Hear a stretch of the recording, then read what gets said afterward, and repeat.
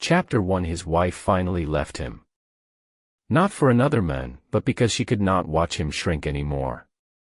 The sentence was written in Sarah's elegant script on a thick card, placed precisely in the center of the kitchen island.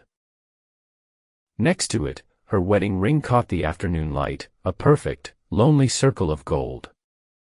Mark read the note again. Shrink. The word felt alien, clinical. He was an accountant. Things on his spreadsheets shrank: budgets, profit margins, tax liabilities. People did not shrink. He walked through their silent two-bedroom colonial, the air thick with her absence.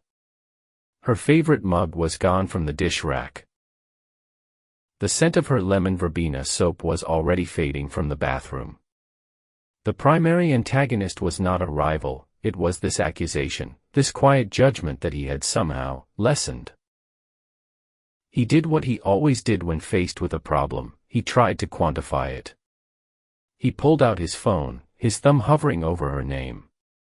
What would he even say? Sarah, can you please define the metrics for this alleged shrinking? Instead, he called his own voicemail, a habit from years of checking messages, a small ritual of control. The machine was empty. He felt a rising panic, a formless dread he could not file into a neat column. He had to fix this. He called her. She answered on the fourth ring. Mark, she said, her voice weary. I got your note, he said, his own voice sounding distant. I do not understand. If this is about the vacation we canceled, I already explained the quarterly reports were. Stop, she said softly. Just stop, Mark. It was never about the vacation. It was about the fact that you were relieved we had to cancel it. The line went dead. The click of her hanging up felt more final than a slammed door. His attempt to solve the problem had only validated her reason for leaving. He stood in the sterile silence, faced with a choice. He could retreat into the familiar comfort of his work, burying himself in numbers until the feeling went away. Or he could face the terrifying, undefined void of her accusation. As he stood frozen, his phone buzzed. A text from his boss, David. Emergency board meeting. 9 a.m. tomorrow. The Henderson acquisition is live. We need the boldest play in our playbook. This is the big one. The abstract choice was now a concrete deadline. The world was demanding he go big, just as his wife had condemned him for going small. Chapter 2. He chose the path he knew. At the 9 a.m. meeting, Mark presented a strategy that was a fortress of caution.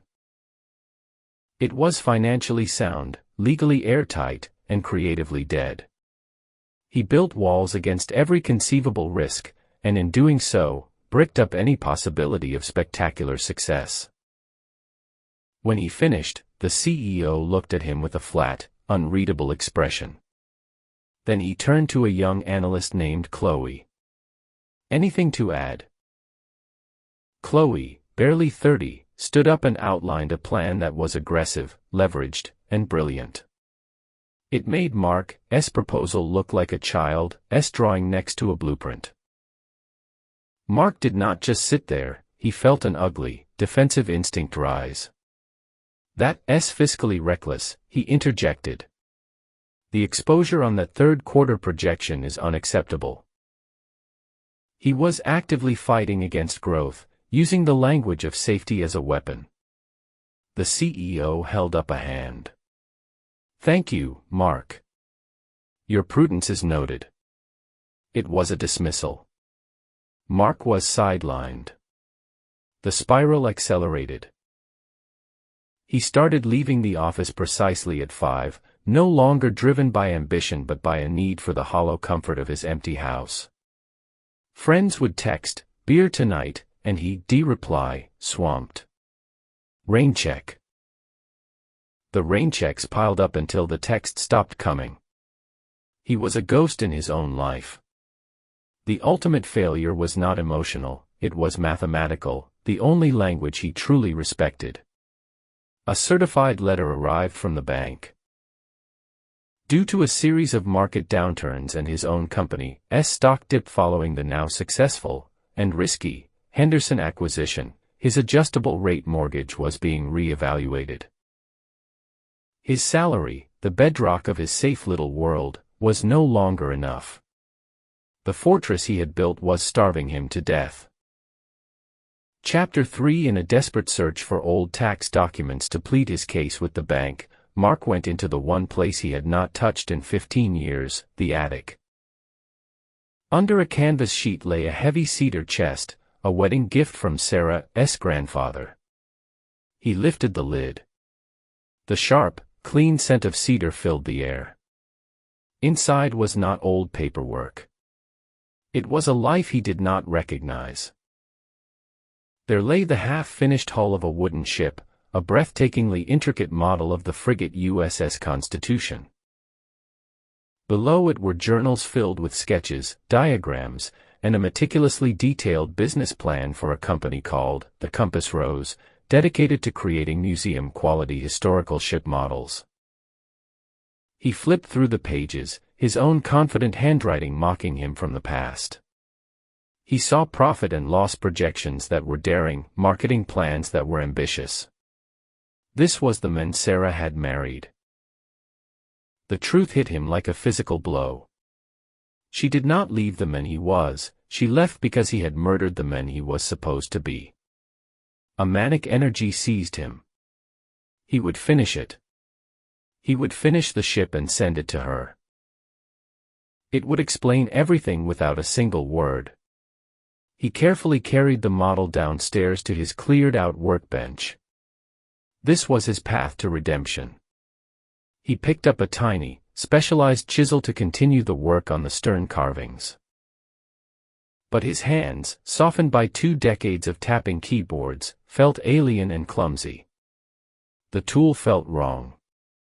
He tried to apply the delicate pressure he remembered, but his grip was unsure. With a sickening little crack, a sliver of carved oak, no bigger than a fingernail, broke off and fell to the floor. He stared at the new, ugly white scar on the dark wood. He had not only abandoned his dream, he had lost the very skill required to resurrect it. He was a stranger in his own past, too weak to even hold the tools of his former self. That was the bottom. Not failure, but utter, irreversible incompetence. Chapter 4. He slumped onto the workshop stool, the broken model a monument to his own decay. For an hour, he just stared. But as his eyes traced the lines of the ship, they settled on something he had not broken. A small section of the planking near the bow. He saw the joints, nearly invisible, where dozens of tiny wooden pieces met in a perfect, seamless curve. He remembered the feeling, not of ambition, not of business plans, but of quiet, focused joy as he had shaped each one. The epiphany was quiet, not a thunderclap. The point was never the finished ship. The point was the process. The shrinking had not been his failure to launch a company. The shrinking was every single day he had chosen the comfort of a spreadsheet over the challenge of shaping a piece of wood. With a strange sense of calm, he picked up the broken piece from the floor. He did not try to glue it back on the Constitution.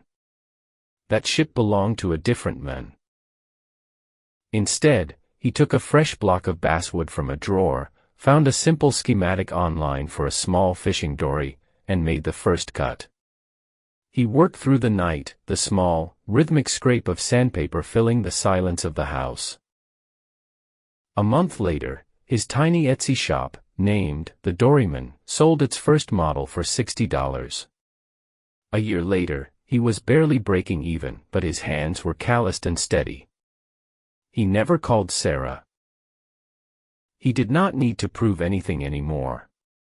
One Saturday, while sanding the smooth, curved hull of a new boat, he looked at his own hands, covered in fine, pale dust. They were no longer the soft, hesitant hands of an accountant. They were the hands of a maker. They were growing.